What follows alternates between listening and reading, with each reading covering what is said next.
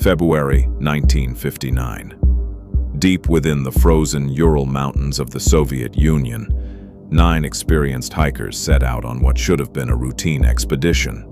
They were young, they were skilled, and they were prepared for the harsh winter wilderness. But within days, every member of the group would be dead. Their tent would be discovered, ripped open from the inside. Their footprints would lead away into the darkness, and the evidence left behind would spark decades of theories, speculation, and controversy. More than 60 years later, the Dyatlov Pass Incident remains one of the most chilling unsolved mysteries in modern history. What happened on Dead Mountain? Tonight we're diving into the mystery that continues to puzzle investigators around the world. Chapter 1. The team. The expedition was led by Igor Dyatlov, a 23-year-old engineering student with extensive hiking experience. Joining him were 8 other young adventurers. Most were students or recent graduates. All were experienced in winter survival and mountain trekking. These weren't inexperienced tourists. Each member of the group had completed difficult expeditions before. Their goal was ambitious but achievable. Complete a challenging route through the northern Ural Mountains and earn a prestigious Grade 3 hiking certification, the highest level available at the time. The journey began in late January 1959. Spirits were high. Photographs taken during the trip show smiling faces, jokes among friends, and a sense of excitement about the adventure ahead. No one knew these would become the final photographs of their lives. Chapter 2. The Journey. The group traveled by train and truck before beginning their trek on foot. The weather was brutal. Temperatures frequently dropped below -30 degrees Celsius. Strong winds swept across the mountain slopes. Snow covered the landscape in every direction. As they advanced deeper into the wilderness, one member of the expedition, Yuri Yudin, became ill. Suffering from severe pain and health issues, he was forced to turn back. At the time, it was a disappointing decision, but it would ultimately save his life. Yudin would become the only member of the expedition to survive. The remaining 9 hikers continued toward their destination, completely unaware of the fate awaiting them. Chapter 3. Dead Mountain. On February 1st, 1959, the group arrived near a mountain known as Kolatsiakl. Translated from the language of the indigenous Mansi people, the name means Dead Mountain. The name alone has fueled countless theories over the years. As evening approached, the hikers decided to set up camp on an exposed slope rather than descend into a nearby forest. The decision may have been made to save time and maintain their route. They pitched their tent, prepared their equipment, wrote in their journals, and settled in for the night. It was the last confirmed record of the group alive. Chapter 4. The search weeks passed. The hikers failed to return on schedule. Initially, family members weren't alarmed. Delays were common during difficult expeditions. But eventually, concern grew. Search teams were organized. Students, volunteers, military personnel, and rescue crews joined the effort. When searchers finally discovered the campsite, they were immediately struck by something strange. The tent was still standing, partially buried beneath snow, but there was a problem. The fabric had been cut open from the inside. It appeared as though the hikers had escaped through slashes in the tent wall rather than using the entrance. Even stranger, their belongings remained behind. Boots, warm clothing, food, essential survival equipment, all left inside. Why would experienced hikers flee into freezing temperatures without proper clothing?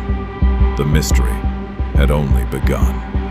Chapter 5. The Bodies. Following footprints leading away from the campsite, searchers eventually discovered the first bodies beneath a large cedar tree near the forest edge. The victims were barefoot and poorly dressed for the conditions. Nearby evidence suggested they had attempted to build a fire.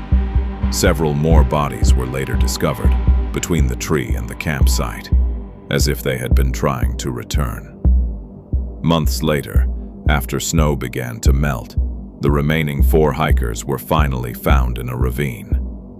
What investigators discovered shocked them. Some of the victims suffered severe internal injuries, broken ribs, massive chest trauma, skull fractures. Yet in some cases, there appeared to be surprisingly little external damage. It was as though tremendous force had acted upon them. Questions began to multiply, and answers became harder to find. Chapter 6. Strange Details. As investigators examined the evidence, additional mysteries emerged. Some clothing reportedly showed traces of radiation. Several witnesses in the region claimed to have seen glowing orange lights in the sky around the time of the incident.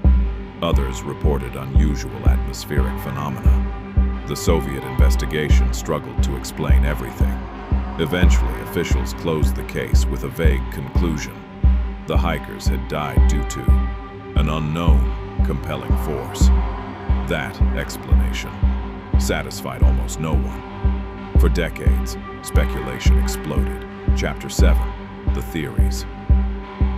One theory suggests an avalanche forced the hikers to flee their tent. In panic, they escaped into the freezing darkness, unable to find their way back.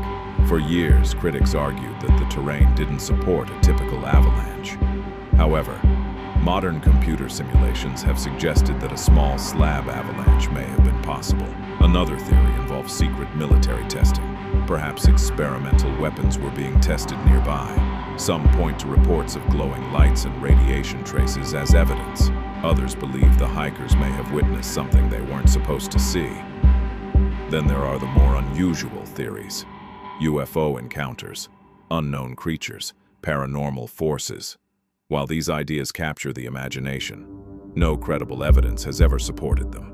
Most researchers today believe a combination of environmental conditions, poor visibility, extreme weather, and human decision-making likely played a role. But even then, many details remain unexplained. Chapter 8. Modern Investigations. In recent years, Russian authorities reopened the case.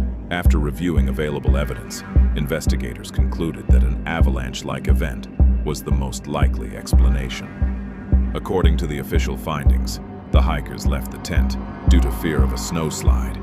They attempted to survive in the forest, but ultimately succumbed to the brutal conditions. Many experts accepted parts of the conclusion. Others remained skeptical. The injuries, the behavior of the hikers, the unusual circumstances surrounding the event. Some questions simply refused to disappear. Ending more than 6 decades have passed since 9 hikers ventured into the frozen wilderness of the Ural Mountains. Only one member of the expedition returned home. The mountain remains silent.